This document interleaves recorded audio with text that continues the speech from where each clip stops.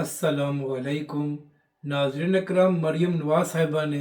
खुद ये फ़ैसला किया था कि इस साल बसंत मनाई जाएगी और अब पंजाब हुकूमत और मरीम नवाज़ साहिबा की जानब से ही एक नोटिफिकेशन निकाला गया है, जहाँ पर कहा गया है कि आप बसंत के मौके पर पतंग पर किसी भी सियासी शख्सियत या किसी भी सियासी जमात का झंडा इस्तेमाल नहीं कर सकते, और जो लोग ऐसा करेंगे उनके खिलाफ कार्रवाई भी हो सकती है। तो जब से मरीम नवाज़ साहिबा की पंजाब हुकूमत की जानब से ये नोटिफिकेशन जारी किया गया है, तो उसके बाद PTI वाले ये कह रहे हैं कि इमरान खान साहब के खौफ की वजह से ये फ़ैसला किया गया है, क्योंकि मरीम नवाज़ साहिबा ने बसंत मनाने का तो ऐलान कर दिया है और अब यही फ़ैसला इनके अपने गले पड़ गया है। PTI वाले ये कह रहे हैं कि मरीम नवाज़ साहिबा और पंजाब हुकूमत को बाखूबी यह अंदाज़ा हो गया है कि जब बसंत का आगाज़ होगा तो पूरे पंजाब में